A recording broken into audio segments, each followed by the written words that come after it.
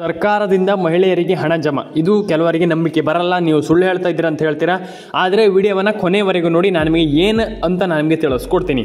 ನನ್ನ ಸಬ್ಸ್ಕ್ರೈಬರಿಗೆ ಯಾವತ್ತೂ ನಾನು ಸುಳ್ಳು ಹೇಳಲಿಕ್ಕೆ ಹೋಗಲ್ಲ, ನಾವು ಅದ್ರ ಬಗ್ಗೆ ಯಾವತ್ತೂ ನಾವು ಸುಳ್ಳು ಹೇಳಲಿಕ್ಕೆ ಹೋಗಲ್ಲ. ಕಂಪ್ಲೀಟಾಗಿ ನಾನು ನಿಮಗೆ ತಿಳಿಸ್ಕೊಡ್ತೀನಿ, ಏನಾಗಿದೆ ಅದ್ರ ಬಗ್ಗೆ ಕಂಪ್ಲೀಟಾಗಿ ತಿಳಿಸ್ಕೊಡ್ತೀನಿ. Welcome back Ashu updates Kannada. ಎಲ್ಲರೂ ಕೂಡ ವಿಡಿಯೋವನ್ನು ಕೊನೆವರೆಗೂ ನೋಡಿ, ಎಲ್ರಿಗೂ ನಾನು ತಿಳಿಸ್ಕೊಡ್ತೀನಿ ಏನಾಗಿದೆ, ಮಹಿಳೆಯರಿಗೆ ಹಣ ಬರುತ್ತೋ ಬರೋದಿಲ್ವೋ ಅಂತ. ಹೌದು, ಈಗ ಏನು 24ನೇ ಕಂತಿನ ಹಣ ಸದ್ಯಕ್ಕೆ ನಡೀತಾ ಇರುವಂಥದ್ದು. ಕೆಲವರಿಗೆ ಗೊತ್ತಿಲ್ಲ ಯಾಕೆ ಹಣ ಬಂದಿಲ್ಲ, ಯಾಕೆ ನಮ್ಗೆ ಹಣ ಜಮೆ ಆಗಿದೆಯಾ ಆಗಿಲ್ವ ಅಂತ ಅವ್ರಿಗೆ ಗೊತ್ತಿಲ್ಲ. ದಸರಾದ ಪ್ರಯುಕ್ತ ಇಲ್ಲಿ ಆಲ್ಮೋಸ್ಟ್ ಮಹಿಳೆಯರಿಗೆ ಹಣ ಹಾಕ್ತೀವಿ ಅಂತ ಲಕ್ಷ್ಮೀ ಹೆಬ್ಬಾಳ್ಕರ್ ಅವರು ಹೇಳ್ತಾ ಇದ್ರು, ಆದರೆ ಹಣ ಹಾಕಿಲ್ಲ. ಎಲ್ಲಿದೆ ಅಂತ ನಾನು ಕೇಳುವಂಥದ್ದು.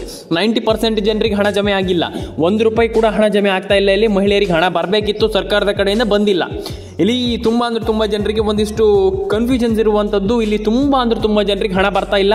ಸದ್ಯದಲ್ಲಿ ಮಹಿಳೆಯರಿಗೆ ಯಾಕೆ ಹಣ ಬರ್ತಾ ಇಲ್ಲ ಅಂತಲೇ ಕೇಳ್ತಾ ಇರುವಂಥದ್ದು. ಇಲ್ಲಿ ತುಂಬ ಜನ ಇದನ್ನೇ ಮಾಡ್ತಾ ಇರುವಂಥದ್ದು. ನಯಾ ಪೈಸೆ ಕೂಡ ಹಣ ಬರ್ತಾ ಇಲ್ಲ. ಹಣ ಬರ್ತಾ ಇದೆ ಅಂತ ಹೇಳ್ತೀರಾ, ಆದರೆ ಹಣ ಬರ್ತಾ ಇಲ್ಲ. ನಾನು ಅದೇ ಹೇಳ್ತಾ ಇರುವಂಥದ್ದು, ಮಹಿಳೆಯರಿಗೆ ಹಣ ಯಾಕೆ ಬರ್ತಾ ಇಲ್ಲ ಅಂತ ನಾನು ಕೇಳುವಂಥದ್ದು. 90% ಜನರಿಗೆ ಇಲ್ಲಿ ಹಣ ಬರ್ತಾ ಇಲ್ಲ. ಇಲ್ಲಿ ತುಂಬ ಜನ ಹಣ ಪಡ್ಕೊಳ್ತಾ ಇಲ್ಲ. ರೇಷನ್ ಕಾರ್ಡ್ ಅಪ್ಡೇಟ್ ಆಗ್ತಾ ಇಲ್ಲ, ಆಧಾರ್ ಕಾರ್ಡ್ ಅಪ್ಡೇಟ್ ಮಾಡ್ಕೊಳ್ತಾ ಇಲ್ಲ ತುಂಬ ಜನ. ಇಲ್ಲಿ ಮಹಿಳೆಯರಿಗೆ ಹಣ ಯಾಕೆ ಬರ್ತಾ ಇಲ್ಲ ಅಂತ ನಾನು ಕೇಳುವಂಥದ್ದು. ತುಂಬ ಜನರಿಗೆ ಸರ್ಕಾರದ ಕಡೆಯಿಂದ ಹಣನೇ ಜಮೆ ಆಗ್ತಾ ಇಲ್ಲ ಸದ್ಯದ ಮಟ್ಟಿಗೆ. ಯಾಕಪ್ಪ ಅಂತಂದ್ರೆ ಇಲ್ಲಿ ತುಂಬ ಜನರಿಗೆ ಗೊತ್ತಿದೆ. ಇಲ್ಲಿ ನೀವು ಅದಕ್ಕೂ ಮುಂಚೆ ನಮ್ಮೊಂದು ಯೂಟ್ಯೂಬ್ ಚಾನಲ್ಗೆ ಸಬ್ಸ್ಕ್ರೈಬ್ ಮಾಡ್ಕೊಳ್ಳಿ. ಯಾಕಪ್ಪ ಅಂತಂದ್ರೆ ತುಂಬ ಇಂಪಾರ್ಟೆಂಟ್. ಕನ್ನಡದ ಅತ್ಯುತ್ತಮ ಒಂದು ಚಾನಲ್ ಅಂತಂದ್ರೆ ನಮ್ಮದೇ ಸ್ನೇಹಿತರೆ. ಯಾಕಪ್ಪ ಅಂತಂದ್ರೆ ತುಂಬ ವಿಷಯದ ಬಗ್ಗೆ ನನಗೆ ತಿಳಿಸ್ಕೊಡ್ತೀನಿ. One of the best channel ಅಂತ ಹೇಳ್ತಾ ಶುರು ಮಾಡೋ ಸ್ನೇಹಿತರೆ ಇವತ್ತೊಂದು ವಿಡಿಯೋವನ್ನು. 90% ಜನರಿಗೆ ಇಲ್ಲಿ ಆಲ್ಮೋಸ್ಟ್ ಎಲ್ರಿಗೂ ಕೂಡ ಹೇಳ್ತಾ ಇರುವಂಥದ್ದು, ಸರ್ಕಾರ ಇಲ್ಲಿ ಏನು ಲಕ್ಷ್ಮೀ ಹೆಬ್ಬಾಳ್ಕರ್ ಅವರು ಆಲ್ರೆಡಿ ಹೇಳಿದ್ರು, ನಮಗೆ ಹಣ ಹಾಕ್ಲಿಕ್ಕೆ ಇಲ್ಲಿ ಸರ್ಕಾರ ಇಲ್ಲಿ ಹಣ ಹಾಕ್ಲಿಕ್ಕೆ ತಯಾರಿ ಮಾಡ್ತಾ ಇರುವಂಥದ್ದು. ನಾವು ಹಣ ಹಾಕ್ತೀವಿ, ನಾವು ಇಲ್ಲಿ ಏನು ಆಲ್ಮೋಸ್ಟ್ ಮಹಿಳೆಯರಿಗೆ ಹಣ ಹಾಕಿದ್ದೀವಿ, ಸರ್ಕಾರದ ಕಡೆಯಿಂದ ಹಣ ಬರ್ತಾ ಇದೆ ಅಂತ ಹೇಳಿದ್ರು. ಆದರೆ ಇಲ್ಲಿ ಇದುವರೆಗೂ ಕೂಡ ಹಣ ಬಂದಿರುವಂಥದ್ದು ನನಗೆ ಕಾಣಿಸ್ತಾ ಇಲ್ಲ. ಯಾಕಪ್ಪ ಅಂತಂದ್ರೆ ಸರ್ಕಾರ ಇಲ್ಲಿ ಹಣ ಹಾಕಿದೆಯೋ ಬಿಟ್ಟಿದೆಯೋ ಅಂತ ಅದ್ರ ಬಗ್ಗೆನೂ ಇಲ್ಲಿ ಮಾಹಿತಿ ಸಿಗ್ತಾ ಇಲ್ಲ. ಸರ್ಕಾರದ ಕಡೆಯಿಂದ ಆಲ್ರೆಡಿ ಇಲ್ಲಿ ಅದಕ್ಕೆ ಏನಂತಾರೆ ಕನ್ಫರ್ಮೇಷನ್ ಕೂಡ ಬರ್ತಾ ಇಲ್ಲ. ಇಲ್ಲಿ ಹಣ ಹಾಕಿದ್ದೀವಿ ಅಂತಲೂ ಕೂಡ ಹೇಳ್ತಾ ಇಲ್ಲ, ಹಾಕಿಲ್ಲ ಅಂತಲೂ ಕೂಡ ಹೇಳ್ತಾ ಇಲ್ಲ. ಒಟ್ಟಿನಲ್ಲಿ ಅಪ್ಡೇಟೇ ಬರ್ತಾ ಇಲ್ಲ. ಈಗ ಹಣ ಹಾಕಿದ್ದೀವಿ ಅಂತಂದರೆ ಹಾಕಿದ್ದೀವಿ, ಹಾಕಿಲ್ಲ ಅಂತಂದ್ರೆ ಹಾಕಿಲ್ಲ. ಆದರೆ ಇವ್ರಿಗೆ ಎರಡೂ ಕೂಡ ಹೇಳ್ತಾ ಇಲ್ಲ. ನಾವು ಹಣ ಹಾಕಿದ್ದೀವಿ ಅಂತಲೂ ಕೂಡ ಹೇಳ್ತಾ ಇಲ್ಲ, ಹಾಕಿಲ್ಲ ಅಂತಲೂ ಕೂಡ ಹೇಳ್ತಾ ಇಲ್ಲ.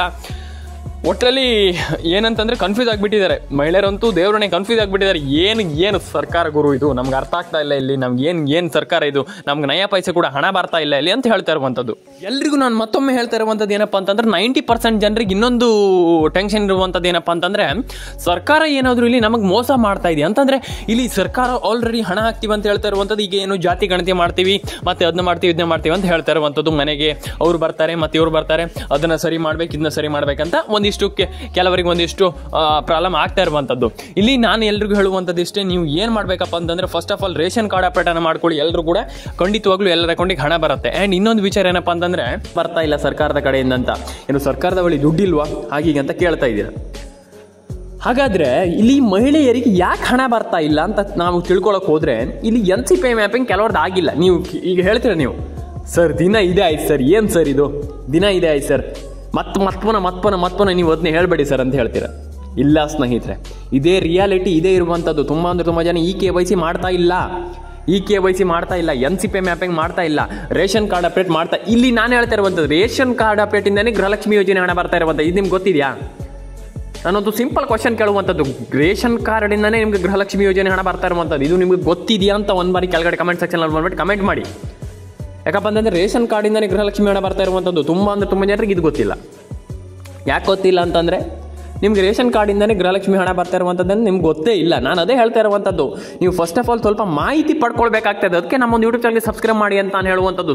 ಸುಮ್ಮನೆ ಏನೋ ನಿಮಗೆ ನಾನು ಸಬ್ಸ್ಕ್ರೈಬ್ ಮಾಡಿ ಅದು ಮಾಡಿ ಇದು ಮಾಡಿ ಅಂತ ಸುಮ್ಮನೆ ಸುಳ್ಳು ಮಾಹಿತಿ ಹಬ್ಸ್ಲಿಕ್ಕೆ ನಾನು ಯಾವತ್ತೂ ನನ್ನ ಚಾನಲ್ ನೋಡಲ್ಲ, ನಾನು ಮಾಡಲ್ಲ. ನಾನು ಎಲ್ರಿಗೂ ಹೇಳುವಂಥದ್ದು ಇಷ್ಟೇ, ನನ್ನ ಸಬ್ಸ್ಕ್ರೈಬರ್ಗಳು ಯಾರೆಲ್ಲ ನೋಡ್ತೀರಾ ಅವರಿಗೆ ಕಂಪ್ಲೀಟಾಗಿ ಅರ್ಥ ಆಗಬೇಕು ವಿಡಿಯೋ. ಹಾಗಾಗಿ ನಾನು ಕೊನೆವರೆಗೂ ವಿಡಿಯೋವನ್ನು ಮಾಡುವಂಥದ್ದು, ಇಷ್ಟು ಜೋರಾಗಿ ಕೂಡ ಮಾತಾಡುವಂಥದ್ದು ನಾನು. ಯಾಕಪ್ಪ ಅಂತಂದರೆ ನನ್ನ ಸಬ್ಸ್ಕ್ರೈಬರ್ಗಳು ಖಂಡಿತವಾಗ್ಲೂ ಅದ್ರ ಬಗ್ಗೆ ಒಂದಿಷ್ಟು ಅವೇರ್ನೆಸ್ಸನ್ನು ಇಟ್ಕೊಳ್ಬೇಕಾಗ್ತದೆ.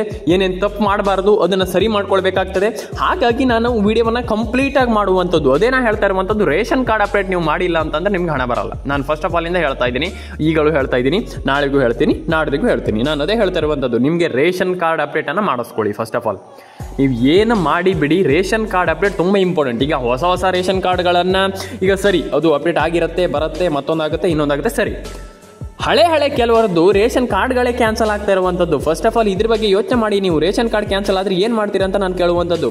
Ration ಕಾರ್ಡೇ cancel. ನೀವು ನಾನು ಹೇಳಿದರೆ ಏನೀಗ ನೀವು ಹೇಳ್ತೀರ, ಈಗ ಇರಲಿ ಬಿಡಿ ಸರ್, ಸುಮ್ಮನೆ ಯಾಕೆ ಸರ್ ಅದೆಲ್ಲ, ಸುಮ್ಮನೆ ಇರಲಿ ಬಿಡಿ ಸರ್ ಅಂತ. ಇರಲಿ ಬಿಡಿ ಅಂತಲೇ ಪ್ರಾಬ್ಲಮ್ ಆಗುವಂಥದ್ದು. ರೇಷನ್ ಕಾರ್ಡೇ ಇಲ್ಲ ಅಂತಂದರೆ ಏನು ಮಾಡ್ತೀರಾ ಸ್ನೇಹಿತರೆ ನೀವು ಅಂತ ನಾನು ಕೇಳುವಂಥದ್ದು. ರೇಷನ್ ಕಾರ್ಡ್ ಇಲ್ಲ ಅಂತಂದರೆ ಹಣ ಬರಲ್ಲ ಅಂತಂದರೆ ನಿಮಗೆ ಗೃಹಲಕ್ಷ್ಮಿ ಹಣ ಬರಲ್ಲ, PM ಕಿಸಾನ್ ಯೋಜನೆ ಹಣ ಬರಲ್ಲ, ಏನೂ ಒಂದು ಯೋಜನೆ ಹಣನೂ ಕೂಡ ಬರಲ್ಲ. ಒಟ್ಟಿನಲ್ಲಿ ಟೋಟಲ್ ಆಗಿ ಹೇಳಬೇಕಂತಂದರೆ ಗೃಹಲಕ್ಷ್ಮಿ ಮತ್ತು ಸರ್ಕಾರದ ಸ್ಕೀಮ್ಗಳು ಏನೂ ಬರೋದಿಲ್ಲ.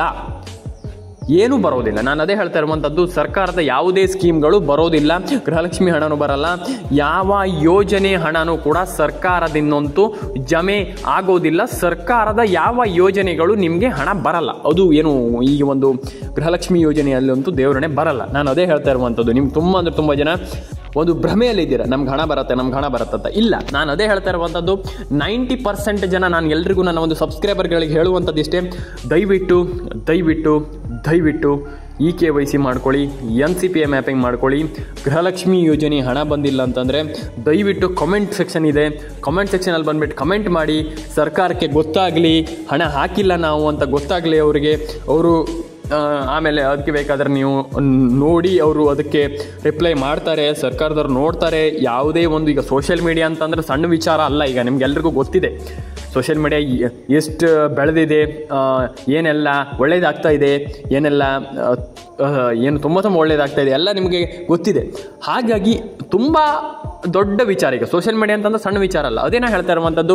ನೀವೆಲ್ಲರೂ ಕೂಡ ಕಂಪ್ಲೀಟ್ ಆಗಿ ಇದ್ರ ಬಗ್ಗೆ ಕೆಲಸ ಮಾಡ್ತೀರಾ ಅಂತಂದರೆ ಡೆಫಿನೆಟಾಗಿ ಎಲ್ಲರೂ ಕೂಡ ಹಣವನ್ನು ಪಡ್ಕೊಳ್ತೀರಾ ಅಂತಂದರೆ ನಾನು ಖಂಡಿತವಾಗ್ಲೂ ದಿನ ವಿಡಿಯೋ ಮಾಡ್ತೀನಿ. ಆ್ಯಂಡ್ ಡೆಫಿನೆಟಾಗಿ ನಾನು ನಿಮಗೆ ಇದ್ರ ಬಗ್ಗೆ ತಿಳಿಸ್ಕೊಡ್ತಾ ಇರ್ತೀನಿ ಸ್ನೇಹಿತರೆ ಅಂತ ಹೇಳ್ತಾ ಸ್ನೇಹಿತರೆ, ನಾನು ಎಲ್ರಿಗೂ ಹೇಳುವಂಥದ್ದು ಇಷ್ಟೇ.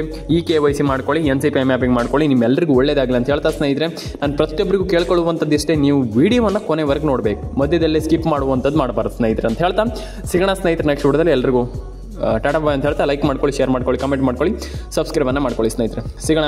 ಲೈಕ್ ಮಾಡ್ಕೊಳ್ಳಿ, ಶೇರ್ ಮಾಡ್ಕೊಳ್ಳಿ, ಕಮೆಂಟ್ ಮಾಡ್ಕೊಳ್ಳಿ.